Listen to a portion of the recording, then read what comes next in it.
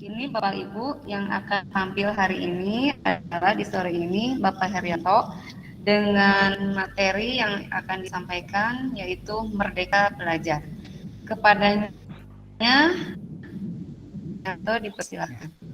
Terima kasih Ibu Moderator, Ibu Titin yang untuk sharing kita kali ini, saya akan menyampaikan tentang Merdeka Belajar. Ibu Bapak boleh mencari posisi duduk yang nyaman terlebih dahulu. Kemudian kalau misalnya ada makanan dan minuman atau kopi boleh silakan dipersiapkan. Kemudian jangan lupa dibuka kamera videonya selama sharing materi berlangsung.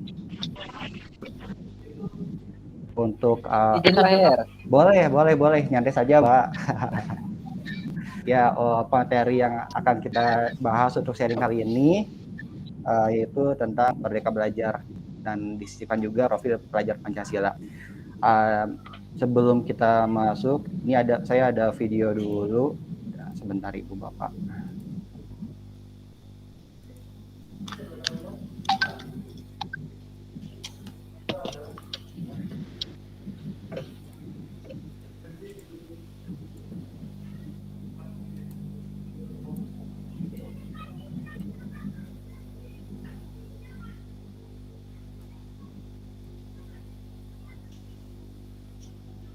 Ibu kedengar suaranya? Artinya Merdeka Belajar untuk siswa. Hai teman kece. Ada, Pak. Oke, udah banyak yang tahu ya kalau mulai Juli 2020 sistem ujian sekolah dan ujian nasional akan berubah. Ini merupakan bagian dari program Merdeka Belajar yang ditetapkan oleh Pak Menteri Nadiem Makarim. Nah, penting nih buat kamu ketahui apa saja dampak program ini buat kamu. Pertanyaan pertama kamu mungkin, apa sih program Merdeka Belajar? Dari namanya dapat ditebak nih tujuan programnya apa. Iya, benar. Biar belajar kamu jadi merdeka atau bebas. Bebas dari apa? Ternyata salah satu tujuannya program ini adalah membebaskan belajar kamu dari sistem kejar target nilai. Supaya kamu enjoy belajar, bukan belajar supaya kamu lulus atau rankingnya tinggi. Seneng dong, kalau beneran belajarnya bisa jadi enjoy, gak usah dipaksa dan stres ngejar nilai. Caranya gimana tuh supaya bisa berubah seperti itu? Simak nih 5 dampak dari program Merdeka Belajar ke kamu. Pertama, ujian nasional ditiadakan. Sebagai gantinya, ada yang namanya asesmen kompetensi minimum. Kalau sebelumnya kamu diuji dalam mapel bahasa Indonesia, matematika, dan lainnya, sekarang yang diuji adalah kemampuan literasi dan numerasi. Ini nggak persis sama dengan mapel bahasa Indonesia dan matematika loh, karena bisa jadi ada materi IPA atau IPS di dalamnya juga. Fokusnya untuk menguji kemampuan memahami dan menganalisa bacaan dan juga menerapkan konsep berhitung dalam kehidupan sehari-hari. Tenang aja, ini bukan ujian naik kelas atau naik tingkat dan cuma untuk kelas 4, 8, dan juga 11. Kedua, selain asesmen kompetensi minimum, akan ada survei karakter juga. Ini bukan tes, tapi sejumlah pertanyaan untuk mencari tahu apakah kamu sudah menerapkan asas-asas Pancasila dalam hidupmu. Nantinya, kedua hal ini akan digunakan untuk membantu kementerian menentukan kebijakan pendidikan di masa depan. Ketiga, USBN diserahkan jadi keputusan sekolah. Artinya, sekolahmu dibebaskan untuk mengikuti kurikulum sesuai kebijakan sendiri. Jadi, nilaimu nggak melulu dari tes tertulis seperti sebelumnya, tapi juga bisa diambil dari tugas pribadi atau kelompok. Tugasnya bisa berupa karya tulis, portofolio, dan lainnya. Keempat, belajarmu jadi ada yang di luar kelas. Bukan cuma di dalam kelas seperti sebelumnya. Diharapkan kamu bisa diskusi dengan guru, outing kelas, dan belajar banyak hal-hal lainnya seperti berani bertanya, mandiri, dan cerdik dalam bergaul. Dan yang kelima, sistem zonasi penerimaan murid baru akan berubah sesuai dengan kebijakan daerah masing-masing. Nah, udah tahu ya perubahan apa saja yang dapat kamu temui mulai dari tahun ajaran 2020-2021? Kalau begitu, biar temanmu yang lain tahu juga, jangan lupa like dan share video ini ya. Semangat belajar teman kece. Kejar cita, kejar ilmu, raih cita.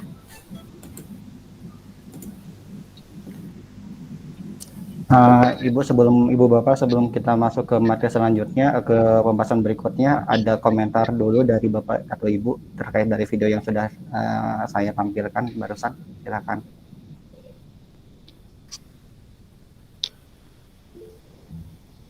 Ayo silakan Ibu Titin. Ya, dari video tadi bahwa Merdeka Belajar itu kita memberikan kebebasan kepada anak, di mana setiap anak itu memiliki kemampuan yang berbeda. Jadi ketika anak itu mampu menangkap pengetahuan dengan audio, maka kita berikan kebebasan dengan media audionya. Kemudian ketika anak itu merdeka belajarnya dengan visual, maka kita berikan kebebasan si anak untuk dalam pembelajarannya dalam. Mungkin itu tambahannya mungkin Pak ya? Ya, bagus sekali Bu Titin. Ya, terima kasih untuk Bu Titin, masukannya sangat bagus sekali. Ini jadi kita dalam pembelajaran memang berfokus pada peserta didik. Kita memberikan pelayanan yang maksimal terhadap peserta didik sesuaikan dengan di peserta didik tersebut. Ketika peserta didik audio, kita optimalkan itu di audionya. Seperti itulah kira-kira. Ada masukan lagi atau komentar lagi dari yang lainnya? Satu lagi. Kalau tidak, kita lanjut kembali. Oke Pak, sebelum lanjut, nampaknya pada tegang nih Pak Herianto. Oh iya, kayaknya betul sekali Ibu. Kayak tegang sekali mukanya, silakan.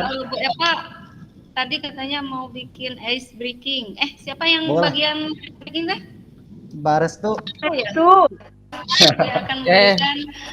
Silakan Barestu. Silakan Barestu. Ini harus kelihatan tangannya Bu. Nih, lihat. Semuanya lihat. Perlihatkan. Ini olahraga tangan ya, karena kata salah satu ahli kesehatan. Tangannya kita nggak kelihatan. Ya. Nah, harus kelihatan tangannya nih. Yang pertama dari jempol, putar jempol. Iya. Ganti arah. Nah. Lanjut ke telunjuk, sama diputar. Ganti arah. Terus sampai jari tengah. Putar. Baik. Kali. Terus jangan sampai putus jari yang lainnya. Putar, itu kelingking jangan sampai putus Bu Pak. Nah, yang terakhir, kalau terakhir mudah ya. Yang paling susah di jari manis. Sudah cukup Pak. Itu aja. Terima kasih Pak. Ini atas breakingnya. Silakan dilanjut akhirnya. Siap Ibu Titi. Selanjutnya. Nah.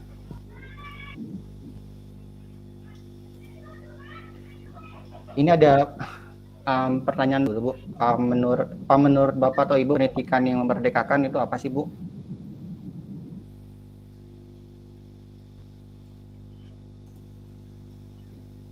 Satu lagi deh untuk menyambung. Ya boleh Bu Titin. Menurut saya pendidikan yang memerdekakan itu adalah ketika di dunia pendidikan itu memberikan keleluasaan kepada peserta didik sesuai dengan bakat dan minatnya, mau dibawa kemana anak ini punya bakat misalnya menyanyi, tidak bisa kita giring ke main bola gitu ya. Anak ini bakatnya di main bola, tidak bisa kita giring ke musik. Nah, jadi pendidikan yang memerdekakan anak itu pendidikan yang membawa ke arah mana dia mencapai tujuannya. Keinginan anak mah misalnya teh ke bidang A misalnya, tidak bisa kita mengiring anak ke B gitu. Mungkin gambarannya itu bisa diterima Pak. Ya, betul sekali. Pendidikan itu seperti itu. Jadi kita harus bisa memilah-milah, mengarahkan. Jadi pernah saya baca dari beberapa SW dari Korstak WhatsApp, katanya kalau misalkan kita tidak bisa melatih ikan untuk memanjat pohon, Begitupun juga kita tidak akan bisa melatih burung untuk berenang. Itu mungkin perumpamaan kepada siswa bahwa dalam pembelajaran itu harus disesuaikan dengan bakat dan minat atau kemampuan anak itu sendiri. Next, kita lanjutkan. Nah, kalau menurut Ki Hajar Dewantara, pendidikan merdeka itu berdaya upaya dengan sengaja untuk memajukan hidup, tumbuhnya budi pekerti, rasa, pikiran, roh, dan badan anak dengan jalan pengajaran, teladan, dan pembiasaan, jangan disertai perintah dan paksaan. Nah, di sini yang poin yang digarisbawahi dengan pembiasaan dan jangan disertai perintah dan paksaan. Ini mungkin yang poin yang harus dipahami. Ki Hajar Dewantara sebagai tokoh yang termasyhur dalam sejarah pendidikan Indonesia meninggalkan warisan sebuah konsep, yakni pendidikan yang memerdekakan. Konsep ini termaktub dalam 3 semboyan dengan bahasa Jawa, Ingarsa Sungtuloda, Singtulodo, Ing Madya Mangunkarso, dan Tuturi Handayani. Artinya, di depan memberikan contoh, di tengah memberikan semangat, dan di belakang memberi dorongan. Dan semboyan Tuturi Handayani diabadikan dalam logo Kementerian Pendidikan dan Kebudayaan. Nah, pernahkah Anda atau peserta didik Ibu Bapak mengalami kesulitan dalam melaksanakan pembelajaran? Dan sejauh mana peserta didik dapat menyerap pembelajaran? Nah, ini nanti Ibu dan Bapak mengemukakannya satu persatu dan berikan juga solusinya. Dan harus diubuhi juga dengan profil pelajar Pancasila. Jadi kita akan memasuki sesi diskusi, tapi di sini lebih ke Ibu dan Bapak memaparkan. Nah, ini permasalahan yang Bapak Ibu alami, kesulitan yang Bapak Ibu alami dalam pembelajaran, dan Ibu Bapak menyelesaikan atau memberikan solusinya dengan ini, profil pelajar Pancasila, dengan menanamkan profil pelajar Pancasila. Saya kasih waktu 1 menit untuk Ibu Bapak menggali. Kalau ada yang sudah, silakan angkat. Bisa dipahami untuk pertanyaannya Ibu Bapak. Permasalahan dan solusi, tapi dengan memberikan pemahaman nilai-nilai Pancasila. Boleh dari siapa dulu?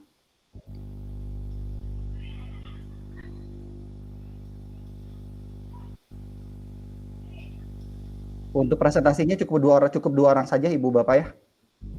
Jadi dalam 4 orang ini dibagi 2 kelompok. Boleh untuk presentasinya 2 orang saja. Boleh ya, dari Bu Eva, kelompok Bu Eva, presentasinya silakan. Permasalahan yang dialami selama pembelajaran, kesulitan yang dihadapi selama pembelajaran, dan apa solusi yang Ibu lakukan.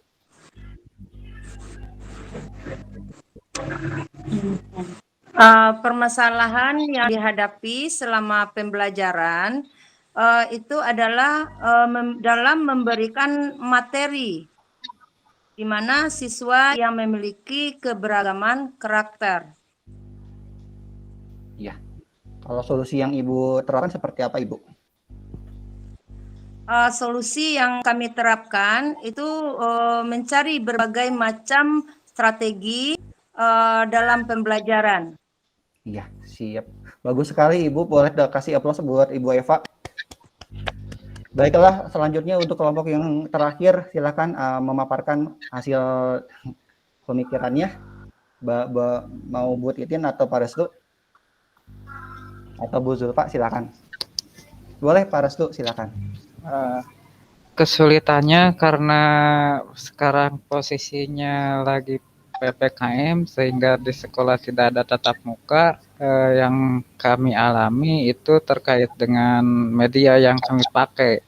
Soalnya kebetulan sekolah kami berada di diskotik ya, di sisi kota Saeutik ya. Nah, itu rata-rata keluar ekonominya menengah ke bawah gitu ya, sehingga banyak permasalahan, banyak siswa yang tidak memiliki sarana ya, sehingga susah.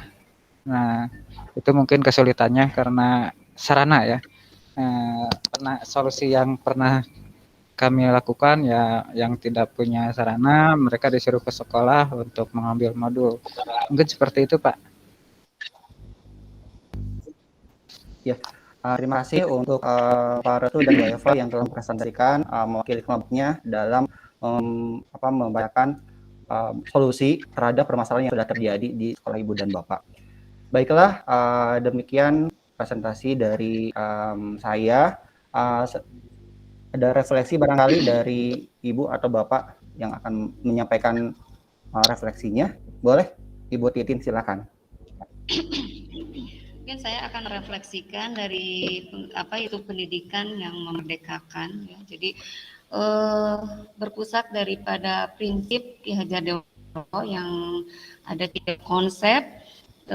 Yang pertama tadi Ingarso Sang Tulodo, berarti seorang guru ada di depan untuk memberi teladan. Jadi kalau kata orang Sunda mah, guru itu digugu dan ditiru ya. Betul, Bu. Jadi kalau gurunya A, anak bisa jadi A- atau A+ ya. Jadi ada istilah guru kencing berdiri, anak kencing berlari gitu ya. Seperti itu. Nah, yang kedua tadi Ingarso Sang Tulodo, yang kedua Ing Madya Mangun Karso. Berarti guru ada di tengah memberikan motivasi apa yang menjadi keinginan anak, diberikan motivasi, diberikan harapan, diberikan solusi ketika anak itu berada dalam permasalahan. Kemudian yang ketiga adalah tuturi andayani. Guru memberikan dorongan kepada siswa atau peserta didik bagaimana supaya tetap semangat belajar ya. Ketika ada yang sakit, kita guru memotivasi supaya bagaimana cepat sembuh, supaya bisa berkumpul lagi dalam pembelajaran. Itu mungkin refleksi daripada pendidikan yang memerdekakan, berarti pendidikan yang memberikan keleluasaan kepada peserta didik bagaimana mengaplikasikan minat dan bakatnya menjadi sebuah tujuan dalam hidupnya. Mungkin itu Pak, cukup. Terima kasih. Ibu Titin, mohon izin sebentar, ini ada video penutup dulu dari saya, hanya 2 menit saja. Silakan Pak.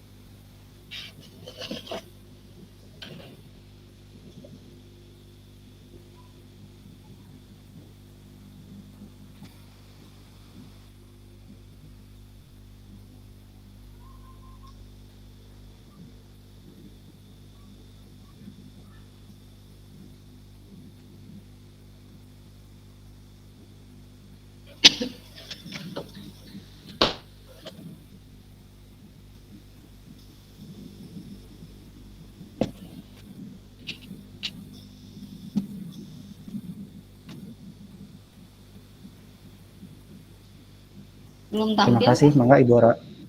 Kenapa Bu? Sudah? Tadi apa tampilannya? Udah. Udah. Oh Udah iya. tampil? Iya.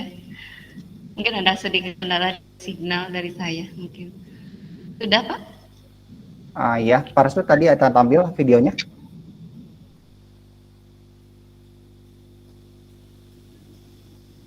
Yang lain nampak tadi videonya? Enggak. Ya udah, saya udah kalau enggak apa-apa. Maka saya kembalikan ke moderator. Baik Bapak Ibu, alhamdulillahirobbilalamin. Atau materi yang disampaikan oleh Bapak Yanto sudah selesai. Mari kita ucapkan alhamdulillah secara sama-sama. Alhamdulillahirobbilalamin. Baik Bapak Ibu, refleksi sudah, ya materi yang disampaikan juga sudah. Kita akhiri kegiatan ini dengan mengucapkan alhamdulillah, puji syukur pada Allah Subhanahu wa taala ya. Bahwa semuanya sudah tersampaikan. Dengan hitungan ketiga kita akhiri kegiatan ini. 1, 2, 3. Assalamualaikum warahmatullahi wabarakatuh.